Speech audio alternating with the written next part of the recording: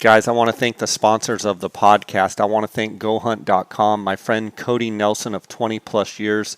He's the optics manager over there. If you guys need any optical needs at all, anything to do with glassing, binoculars, tripods, spotting scopes, rifle scopes, anything to do with glassing, give Cody a call. 602-399-3699. That is his cell phone. You can also text him at that number. You can also call him at GoHunt at 702-847-8747. I want to thank GoHunt Optics for their sponsorship of the podcast. Guys, I also want to let you know that GoHunt maps have been released and they are right now available to insider members.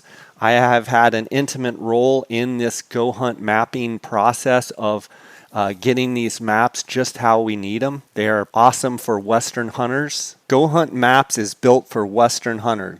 GoHunt's first focus has always been creating solutions for hunters like us to make them as successful as possible, both for themselves and for the advancement of conservation. With the launch of GoHunt Maps app, Western hunters are empowered to meet their needs all in one platform, discovering hunts with filtering 2.0 and draw odds, and preparing with expertise and gear, and now take maps into the field. Guys, I've had an intimate role in helping develop the app, and I think you're really going to like it. Make sure you're an insider member, so go to gohunt.com/JScott and sign up for an insider membership if you're not already an insider. I also want to thank Coues Ultralight Hunting. That is the gear that I wear on all of my hunts. To find out more, you can go to KUIU.com, Coues.com. It's a direct-to-consumer company. You can order all of the products directly off the website. That's the only place you can get it. Go to KUIU.com.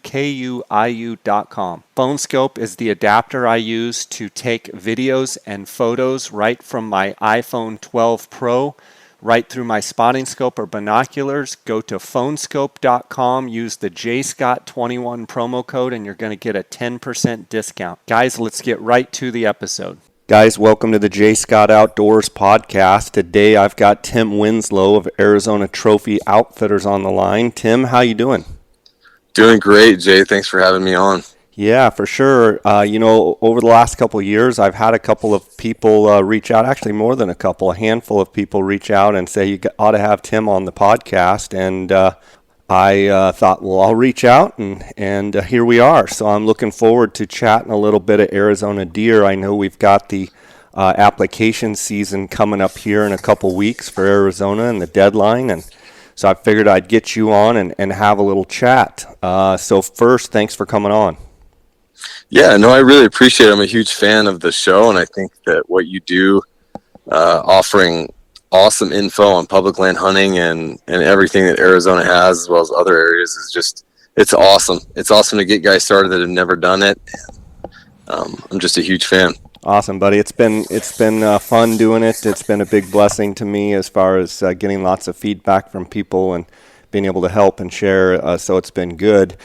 Tim, why don't you tell the listeners a little bit about yourself, whether it be personal life, guiding life, business life, etc. What makes you tick? Well, I first kind of got started. I grew up in Arizona, and where at? I kind of Tucson. Okay. So I kind of grew up in the Tucson area, and really just started out hunting quail and dove, with my dad. We never really big game hunted. And then I met some friends, and that kind of grew on me. And I really cut my teeth on big game hunting Coues deer in the Tucson area and along the border. And, that pretty much set my hunting at kind of a different level. I stepped into, hunting like most people do, with like 10 power Bushnells that you can't really see 100 yards away, and all of a sudden I was around guys with 15s and tripods, and I was just like, this is awesome. And so that's kind of how I really started. And I want to give a shout out to the Godfather, Dwayne Adams, the Godfather of Coues deer, because I remember like watching his DVDs when I was younger and just trying to figure things out, and he just set such a good just a good pattern for guys to follow. So. Oh, for sure. I mean, I've had so many people love having when I have Dwayne on the podcast, and he's been doing it for so long. We could all hope that when we're his age, just still as enthusiastic about it as he is, and he set a great example. Couple questions. It sounds like kind of a similar path of mine. I didn't really get Coues deer hunting, honestly, until after high school and into college. And then once I kind of got into it, I really fell head over heels about it and wanted to learn and experience every bit that I could with it. Do you think being a little bit of a late in life, let's say, I mean, you're still a young guy, but it's not like you started out at 5 years old hunting Coues deer. No. Do you think by finding it a little bit later in your hunting career kind of opened you up to really being able to dive in and go all in on it and not learn it since you're 5 or 6 and kind of take it for granted? Yeah, for sure. It really was it very similar to me too, Jay. I think I shot my first Coues deer when I was 21. After a year or two of learning how to get in the right areas, and as well as I do, you can be in the right areas and not have the right setup, and you can't find anything. And I remember taking my buddy Colt into an area where I told him, I said, dude, I really know there's deer here. I just don't see them. And then that's when the Zeiss came out and the tripods came out, and he goes, yeah, there's deer everywhere. And I was like, okay, I'm doing something wrong. And it did change the game, just being a little bit older and, being at that point where you can really go after it, and have some more freedom to explore and pursue deer instead of just having somebody by your side or really guiding you the whole time. When you kind of have success a little bit later, you don't rely on other people quite as much, like, say your dad or, the kids that we take out, all the kids and my buddy's kids, they're getting groomed. And so when you find it a little bit later, you kind of have that self-exploration where you're like, this is something really cool that I want to share with everybody that hasn't experienced it, because I grew up not experiencing Coues deer hunting. So I'm like, dude, I need to share this with people that enjoy hunting and want a different experience. So if that makes sense. I mean, it makes total sense. It's really the whole premise of my podcast. It's the premise of having a blog before, blogs were cool and, now they're outdated. And now what I try and do on my Instagram, I was a late starter. Hunting and fishing, I got exposed to it, but until I had wheels of my own, I really didn't have the opportunities. Once I had a little, working side jobs and had a little bit of money and had wheels to move around, it was something that I wanted to do. And now all I want to do is basically try and help people get some of the joy that I've gotten from the outdoors. So it's pretty cool to hear you say that. Let's dive right into Arizona Coues deer. You're a guide, successful guide. You've cut your teeth on Coues deer, which I feel like anyone that really learns how to hunt Coues deer really can go anywhere in the world and hunt any animal and figure it out. And I don't mean that in an arrogant way. I just mean that in a way that Coues deer make you really earn it. And I think it teaches you how to glass. It teaches you how to be patient. There's so many lessons. But let's dive into Arizona Coues deer. You run a guide operation and you also do drop camps for Coues deer hunts. So let's just dive in and talk about some of your favorite units. And so I'll let you kind of start and tell me what your favorites are, and then we'll kind of go through them. Yeah, Arizona has so many different Coues deer opportunities. I'm in love with the desert. I love the Sonoran Desert.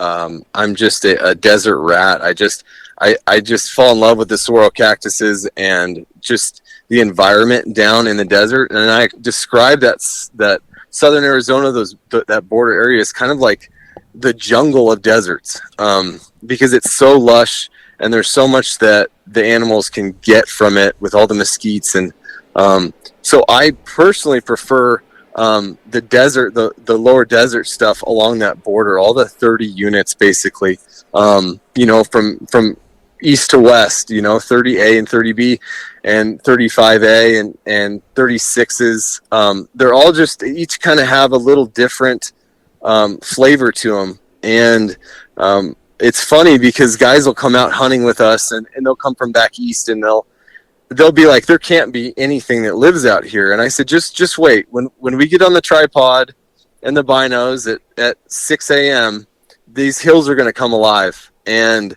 I describe the desert washes or arroyos as deer apartments. I was like, the deer live in a lot of this stuff that, is just that a lot of other animals wouldn't ever survive. And I think, there's just so much respect for the Coues deer just for thriving in the environment in which it does. But yeah, I just think I've hunted and guided Coues deer and I think almost every unit that has them in Arizona, and I love the Sonoran area. I've hunted them on the Mogollon Rim. Unit 27 and 28 have such a huge trophy potential just because of the lack of road access and just the canyons and the overall remoteness of those units. The trophy potential is high, but access is so hard that it just it's really tough to get into. So for me, the quintessential Coues deer is something with an ocotillo in the background, or a big mesquite or a saguaro cactus. That's really what drives me is finding these deer in such a different habitat than every other deer lives in the 48. So for sure. I'm going to dive in specifically to a couple units and just have you tell me everything that you think about them, and we'll have a little chat. So let's just start with 36C. 36C it's a weird unit because of its shape. And so it's a long, skinny unit that borders the Tohono O'odham Reservation, and it's kind of a funky unit. There is some serious trophy potential and some awesome hike-in only areas that not a lot of other units have. But the weird thing about you can't really move very much in a vehicle in that unit because of the Border Patrol. Like, they lock a bunch of stuff up, and so you can't. It's the one unit in that side of the state where you can't go from one side to the other on dirt. It takes a while to kind of get back around and get on the highway and change locations. Other than that, it's a really cool unit. It goes from like flats to just giant mountains almost immediately, and almost primarily all Coues deer. And some of that eastern stuff and the lower stuff, there's a bunch of mule deer. But when you get towards Mexico and those Coues deer live all in the flats. They don't live up in the tops of the mountains only. They live everywhere in those flats. So it it can be a tough place to hunt just from access, and it's really tough to hunt Coues deer in the flats if you're not sitting water. But overall, it's a really neat unit and a good unit to explore if you're interested in getting back in somewhere away from the crowds and not afraid to hike back in.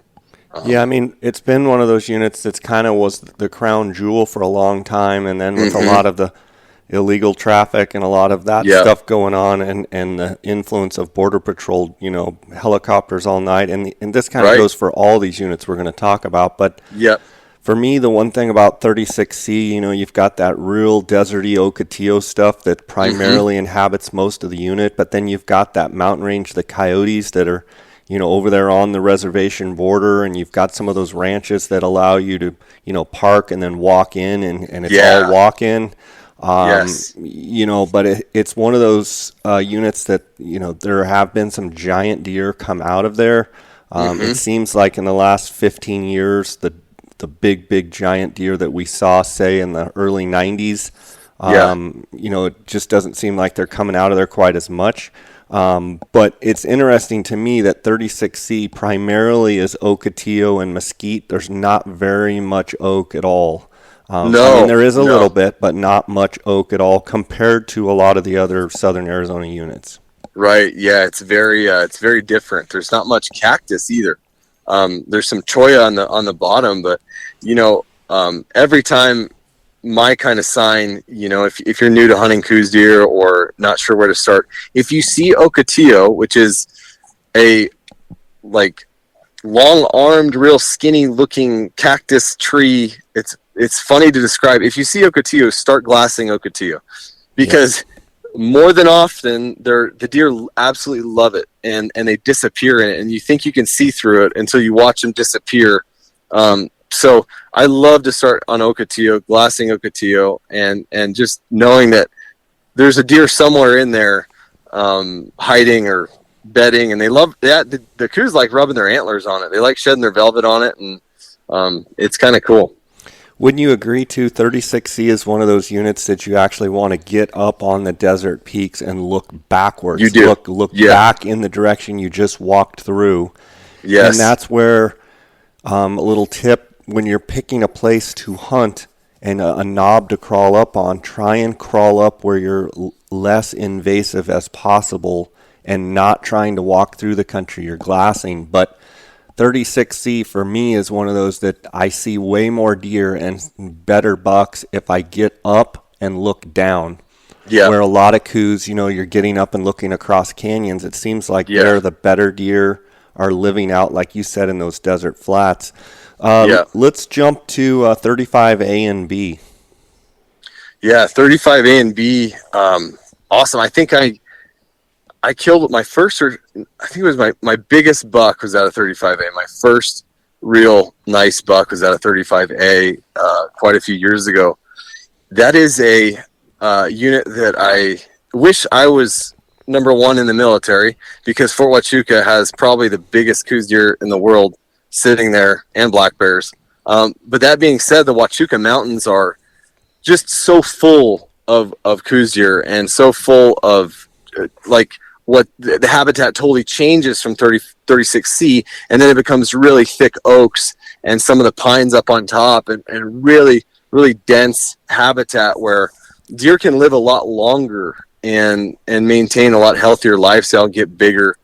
Because it's just a different transition zone from desert floor into the Huachucas, and it's just a great place to hunt. I mean, there are areas where, just like 36C, where you have to walk, you have to get out, but the access is a lot better. There's a lot of areas where you can hike and you can drive around and you can really get back and do some backpack style hunting.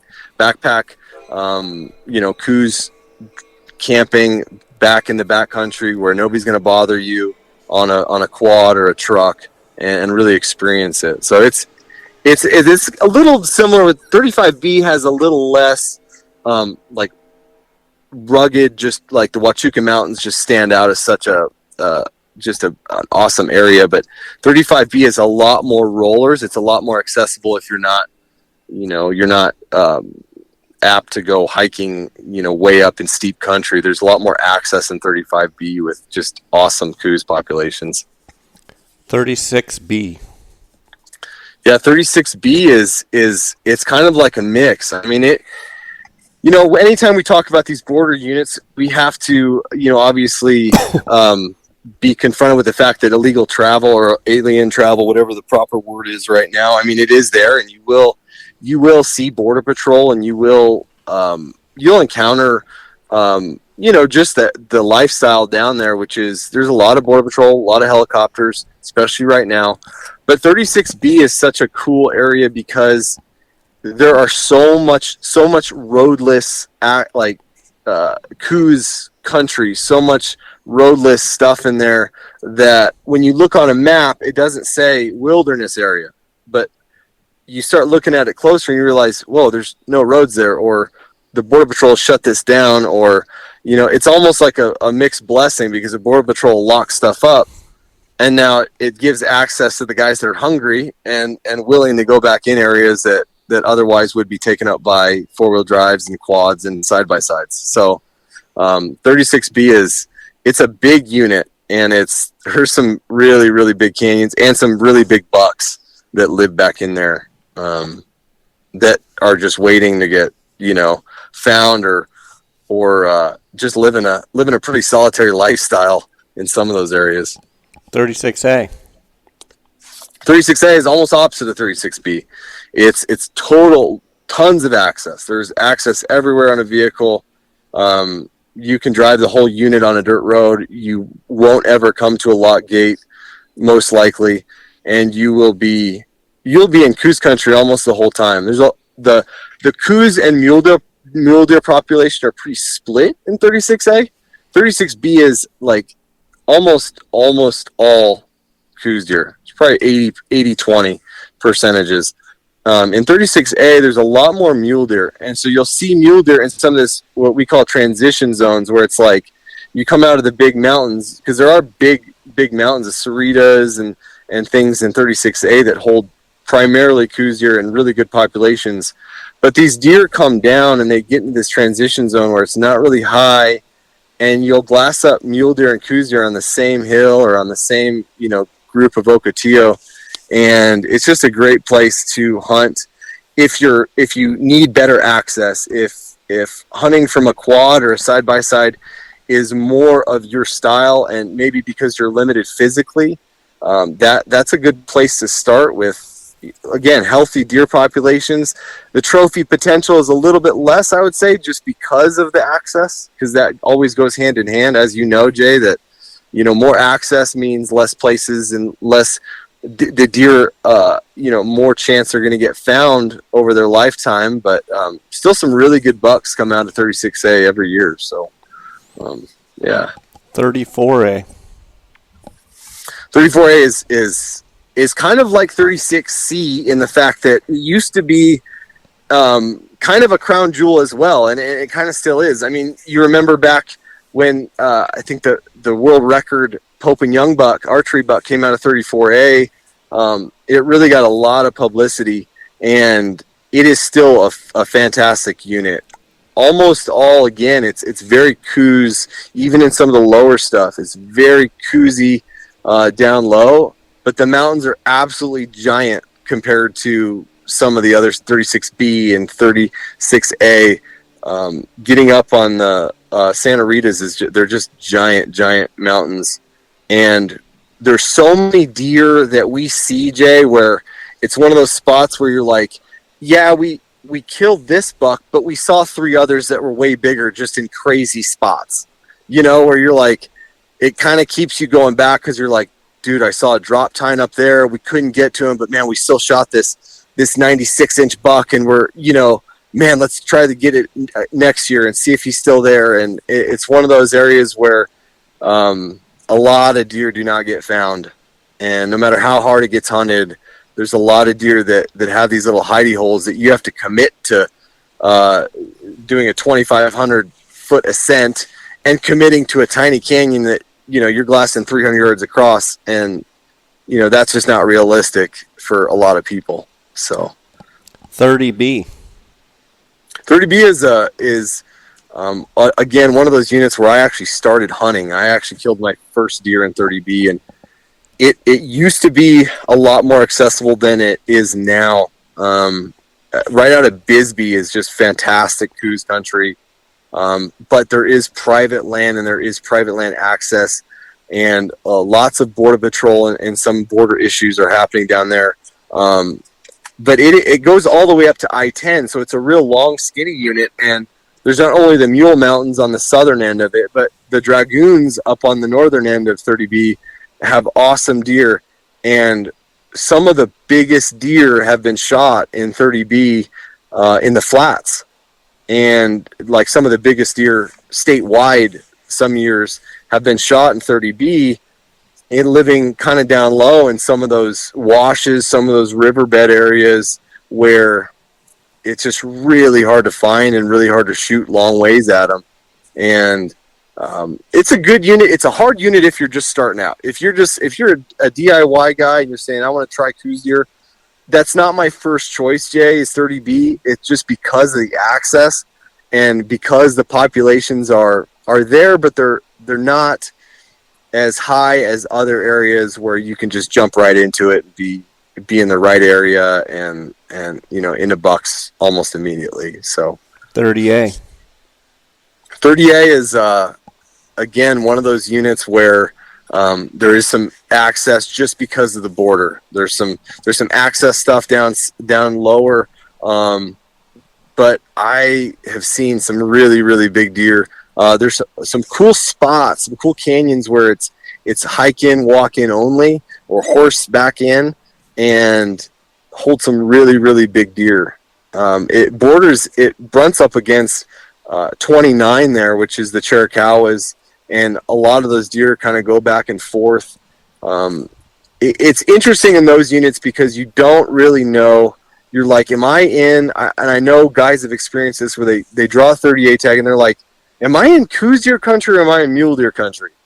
Because some of that 30A stuff is such a mix of both, where you'll see these Coues deer and mule deer in the same general area. And if you do your research and you say, well, I think Coues deer are supposed to be on the top of the mountains, but these are the lower, it's all good. In those areas, I don't ever skip glassing everything, even if I'm seeing a lot of mule deer, because that's where these Coues deer bucks like to hang out. Like the bigger age class deer, they like to hang out in some of that weird transition zones where it's a lot of mule deer and there's not as much pressure chasing them around. So 30A and 30B, some of that stuff, if you're going to go hunt it, I wouldn't count out any of the flats or anything. I would be glassing everything in that stuff. You mentioned 29. Talk about it a little bit. 29 is one of those units that it's kind of like the Huachucas. The Chiricahua Mountains are really steep, a really big range, rough public access on some of those sides. You can go on either side has good populations, the east side or west side. Turkey Creek, that area is really good, and on the northeastern side, there's some good public access up there. I actually got lost up there. One of my first Coues deer hunts ever. I was up there, didn't really know what I was doing, and I, was dedicated to just finding these deer. And I was on the top of one of the trails that go up there in the Chiricahuas, and I didn't realize that, when you're glassing at last light, that when you're on top of a mountain, it's a lot darker at the bottom of that mountain as you hike down. And I realized very, very quickly that I shouldn't be glassing till dark without a headlamp. And I remember being up in the Chiricahuas and literally running down this mountain because it was getting to be pitch black. And it was before the GPS phone where, my watch can get me back to my truck now. It was before any of that. It was, a 30-06 and a pair of whatever I had, Bushnell binos, and one candy bar and maybe a bottle of water for the day. Oh yeah, exactly. It was well before. It was exactly those days. I just remember being like, just that learning curve as you hunt by yourself. You're like, dang, that was dangerous. I don't want to do that again.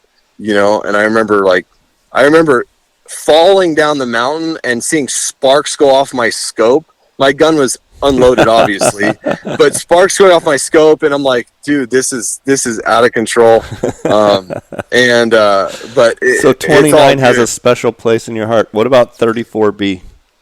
34B is good too. It's again, it's some of that.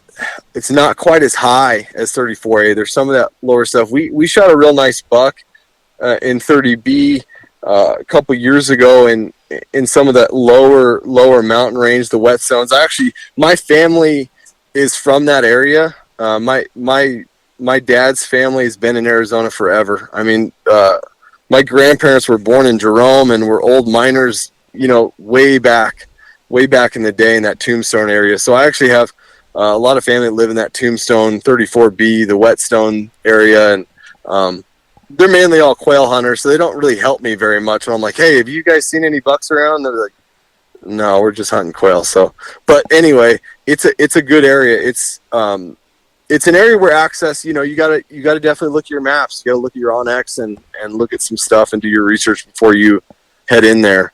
But a good unit, really good unit. Tell me about 33 in your backyard. 33 is a unit where man, there's some just giant bucks. I mean, they're just giant bucks. But there's so many. It's right in the middle of a city, basically Tucson, that comes with pressure. So 33 is an area where the Coues deer population is awesome, but the hunter population is also pretty strong as well. And guys that know what they're doing, guys that have grown up hunting Coues deer hunt 33. I've noticed that there's a lot of the skill level and the hunter level. A lot of guys that hunt 33 are not just out to party. They are there to find some of these bucks that are way back in these canyons, and rightfully so. There's some really big deer in 33. Public and private access again is an issue just because you're so close. There's camps and there's ranches that from year to year they may be open one year and closed the next year. I know we had that issue in the last couple of years where we plan to go in a spot and all of a sudden the gate's locked and we have to regroup. But it's a unit where you can go and find some deer, but you're going to run into some people. And I always remind my hunters and remind my guides too, as like, guys, the other hunters that you see, we all benefit. It can be frustrating when somebody shoots a deer out from under you or whatever. But it's like, if they're not here, we wouldn't be here. If this wasn't all public, we wouldn't have the same access. And we need to be thankful for other hunters out there, because that's what keeps this thing going. That's what keeps this land public and gives everybody an equal chance to hunt. And I think it's I don't like being scared. I don't like of other hunters or say, oh man, it's just full of because we're all in it for the same reason. We all want to enjoy the hunting experience, and it's one of those deals where you come to appreciate it after you've been out, and then you realize, well, it can kind of work to your favor if there's a lot of hunters, because they all do the same things. I was laughing with some guys that called me about a drop camp, and they were trying to kind of get me to tell them they wanted to go in a specific spot. And they said, yeah, it's right at the end of this road. And I said, yeah. I said, but you know what every hunter does? Every single hunter looks on a map and goes, I'm going to go to the drive to the end of that road. And he said, oh, yeah, you're actually right. We saw a ton of people back there. And I said, I bet you didn't see anybody the first 2 miles of that road. And they're like, no, we didn't. I said, let's start there. So I guess in essence, other hunters, if you approach it right and approach it with a good attitude and understand that, hey, we're all in it together. You can actually use other hunters and their patterns to kind of help your success or help your ability to find deer. Because the deer sure pay attention to what hunters do. So for sure. Let's want to ask you about a couple of flyer units here. Get your opinion. 40A and 37A. Oh, those are flyer units. Man, 37A is it is a unit where, man, you can dig up. I mean, I know The Godfather shot one out of there a couple years ago that was an absolute freak. But you can find these deer because it's an any antler deer unit. For people who don't know, any unit that's kind of borders Coues deer units, they'll usually have any antler deer, which instead of a whitetail only, and there is always Coues deer populations. And the thing about Coues deer is they live in tiny little, they can only live in like a couple little spots sometimes. They don't necessarily encompass the whole unit, but where there's some water in 37A, it can be a really, really good unit for Coues deer. It is a unit for mule deer that it gets overlooked a lot. It can be a unit where a 200-inch mule deer is not out of the question. Really, really tough to hunt, really, really arid deer populations overall, and 40A as well. Some absolute giant deer live there, but finding them may take a couple years, and understanding how they work and their patterns. Both have really good sheep up there too. The silver bells are awesome for sheep too, but you know how that goes. There's, you know, that's not a conversation until you actually get lucky. So 32. 32 is one of those areas where it's really, really thick. And there's a lot, like the glassing. So being used to glassing in open hillsides where there's cactus and ocotillo and stuff, there is some of that country. But then you transition to the 32, which is a little higher elevation and a lot thicker habitat. You really have to be patient. In some of the units that have a lot more, you know, more trees, oaks, junipers, you have to really be patient behind the glass. You can't rush anything because these deer just disappear. And as you know, the more patience is the better with Coues, especially finding big bucks. What I see a lot is people get distracted with the does because the does are always up and moving, and they're like, the bucks just don't move very much. They just don't move. They're like an old, you know, if you think of an old buck like an old guy on a walker, it would change the way you glass. If you think of these old bucks like being in a wheelchair, like old guys don't move very much, and the same with these old bucks where, you know, these does are all over the place and distract, and all of a sudden people just, oh, okay, I saw some deer. There's no other bucks here. Let's leave. Well, that buck may just be hanging out in some really thick stuff like 32, where there's just thick trees and some brush, and you may not see him until an hour later, you know, when he decides to get up and, you know, read his morning paper or whatever. So it's a great analogy. You mentioned drop camps. I know you do drop camps. Do you do drop camps in all the units we just talked about, or are there a handful that you primarily focus on? No, yeah. And talk about what goes on with your drop camps. Yeah, so Jay, we obviously do guided hunts, you know. That's kind of how we started, but we realized, hey, there's a lot of hunters out there that either don't have the money or don't need necessarily someone to show them how to camp or need that stuff, but they would really benefit from just getting put in the right direction. So we kind of started drop camp hunts to help guys, usually younger guys, hunt Arizona, because it's a friendly public land hunting area for guys that have already hunted a little bit and already, you know, maybe they've killed a deer in Wyoming or hunted some stuff in Colorado. It's a perfect opportunity.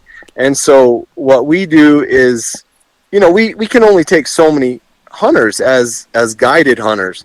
We don't outsource a bunch of guides. We don't do it. We have kind of a core group of guides that we just take a handful of hunters every year. And then we offer an opportunity for guys that say, hey, I've got a cool long range rifle. Me and my buddies want to go hunt. Can you set us up in a good direction? Can you give us a scouting package and, you know, we get us a camp set up? And that's what we started doing. And it's really fun, as you know, because you are, a really, really good, Jay, at just sharing information. And I know it's really, it blesses you when you see people have success from what you've shared and just from the passion that you have for sharing with people. And it's really cool for us too, to be like, hey, here's the stuff, you know, we're not going to be anywhere in this area. Here's where these bucks are. Go chase them. Call me anytime. Text me anytime. We're always there to help. And to see guys pull these deer out, to see guys shoot bucks with their bow and stuff, it's just really, really neat. And so are you taking them in on horses? Everybody. Are you taking horses, or are you just basically telling them how to get there and doing that kind of deal? You know, a little bit of both. So horses are needed in some areas. More often than not, we're just setting up drop camps like canvas wall tents, and we'll do the fully outfitted stuff where all guys need to do is roll in with their hunting gear, and they've got food, they've got equipment, and they've got a scouting map and package where I just get them set up and we have to where they can just start hunting. And what a lot of guys like to do is they'll bring their quads out, they'll bring their side-by-sides out, and they'll get to use some of this equipment to hunt with. It just gives them basically how I describe it, it saves you 3 years of trying to figure it out. It saves you 3 years of trying to figure out Coues hunting, trying to figure out buying all the gear, all the stuff, and it really gets guys just zoned in. And so all they need to worry about is hunting, and that's why we go out. It can be really frustrating when you can read as much as you want and listen, and without doing it a few times, it's really hard to get it dialed in. And so that's basically our goal, is to have guys get dialed in on their own, be a 24/7 question and answer and help for these guys, and safety. That comes in handy too. If they break down or something like that, or need something, we're there. But just to get them going and get them in the right areas. Do you do it for Coues and Mule Deer? Yeah, we do it for Coues and Mule Deer. And what about archery bears? Too. What about bears? Bears, not so much. We actually did one for a couple guys this year for bears in 27. Bears is one of those things where you got to be pretty dedicated, and when you kill one of those big bears down at the bottom of a canyon, for me, my mind is always around safety. And this time of year, it's hot, and unless guys are kind of fit the bill of guys that, hey, we've done this before, just give us some areas, get us all set up, we're comfortable, we know how to be safe. So bears is kind of a case-to-case scenario. I don't like sending guys out and pointing them into canyons and then them being put in a bad situation where they got to pack a bear out and it's 95 degrees and they've never done that before. You know what I mean? For sure. I want to talk to you real fast about the seasons of the Coues deer. Early season, mid-season, and then late season. Go through that a little bit. Yeah, that's a big question I get asked a lot by my hunters is, hey, what's the best season, and what time of year is the best? And I have seen over the years that trophy quality or buck quality success, it actually doesn't differ at all. What really ends up making a difference is the weather and the moon. And honestly, really it comes down to the wind. I know sometimes one of those hunts, you'll be dealing with 30, 40 mile an hour winds sometimes that really shut the Coues deer hunting down. So to me, the October hunt, I'll just go through the October, because in my mind, Jay, there's like 3 hunts, excluding the trophy hunt, which is at the end of December. But there's a late October hunt, an early November hunt, and an early December hunt. And the early October hunt can be pretty warm, but it's your first shot at some of these bucks. These bucks are still bachelored up. They're not broken up quite as much. They're still in kind of their summer feeding habits, and it's your really first crack at some of the biggest deer. And in my opinion, it can be looked at as a trophy hunt, because all the bucks that are going to be alive for that year are alive that season. The biggest bucks are going to be alive for sure. Where as you hunt in that late trophy season, some of those giant bucks probably have already been shot. So if you're okay with warmer weather in October and really long days, that's a hunt where I'm like, you're going to go back to camp at lunch and take a nap, or just be in the shade, for those of guys that are not used to the dry climate and the sun that we have. But the November hunt, the second round, the weather starts cooling down a little bit. Usually it's a little bit better moon on how the last few years have been. The moon's been a little bit better, and by better I mean not as much of a moon. That's typically what it is. And for some reason, there usually is some kind of little precipitation rainstorm in that early November season. And me personally, I like the November season a lot, because it's kind of where the bucks go for the rest of the season. They get pushed in the October season and go to their little hidey holes, and then all we do is focus on their hidey holes. Whereas in October, they can be so spread out, it can almost be hard to hunt them. Whereas in November, they start getting pushed, and then you can really isolate and really focus on some of those remote canyon type spots. And then obviously that third season in November is the same as our late rifle elk hunt. It follows that. The benefits to that is it's actually a longer season. It's a 10-day season. So it's a 2-weekend season really cool for guys that, have the time to come out, or maybe that are Arizona residents that can take 2 weekends to hunt. And the weather is obviously a lot cooler in December than it is in October. It can be really, really nice and allow those bucks and deer in general just to be on their feet a little bit longer. Your window to glass and really fine movement is short in October. It's half hour before the sun comes up and not much more than a half hour after it actually comes up. So that's kind of what I like about each of those seasons. That the third season can be a little bit doe heavy, because there's a lot of bucks it's been hunted pretty hard and pushed pretty hard. But that being said, some of the funkiest, coolest, biggest bucks that we've shot have come from that third season. So it's it kind of just depends on what works for everybody's schedule and what style they like to hunt. Talk about the late hunting. Is it a rut hunt or not a rut hunt? I don't know if you're on the same page, Jay, but that's one of the biggest things I have to contradict, is that I always get asked, is it a rut hunt or is it, I want to hunt the rut, and I have to constantly remind guys that it is not a rut hunt. It is, I call it a pre-rut hunt. And the benefits to hunting that late trophy tag you're not going to see a ton of crazy rut activity. You may see it for a couple days, but you're not going to see it overall. It's not going to be a rut hunt. The advantages to me, and this is how I describe it to anybody who asks, the advantages to me are that you have 25 other hunters in that unit, and it's a 2-week hunt. And so there's a lot of advantages where you're not going to have the hunting pressure. That's number one for me. You're not going to have a ton of guys looking for the same deer, and you're not going to have you're not limited to 1 week where the weather could be really bad and then your hunt is kind of squashed.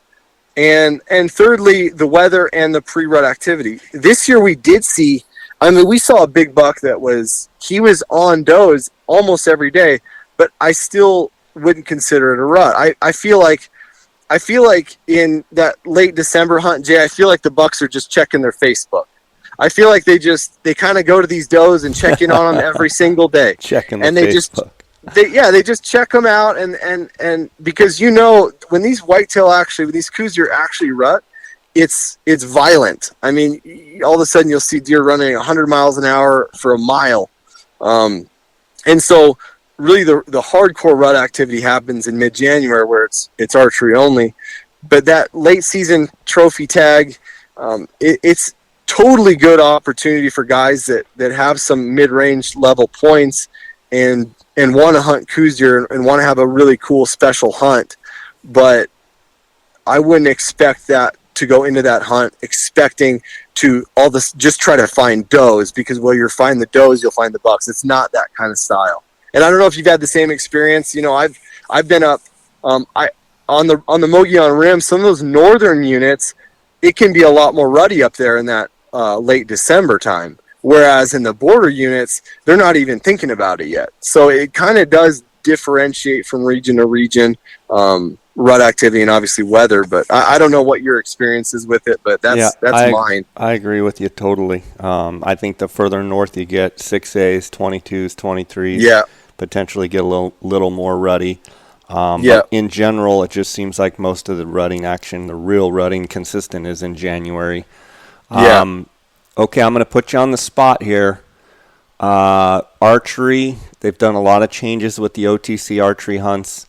OTC archery, if someone is listening and they want 3 or 4 or 5 units to be able to chase Coues and muleys, both, what would be kind of, a smattering of units that you would say, here's my top 3 that if you're kind of just wanting deer action in general, go to these?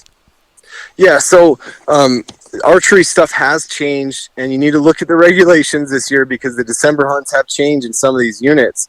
But for guys that want to just get right into it and kind of see what it's all about, the 35, 35A, 35B, 36A and B, Great places to start. 30B as well. Obviously, the trophy quality and the buck size depends in each area, but you're gonna see a lot of deer, and even 37A, 37B. 37B isn't talked about very much, but it is one of those units where it is a total crossover unit. There's a lot of Coues deer in there, and there's a lot of mule deer in there, and the seasons are very generous as opposed to 37A, where they're very, very short. So that's, I guess, what you'd say my 5 units would be: 37B, 35AB, and 36AB for Coues and mule deer.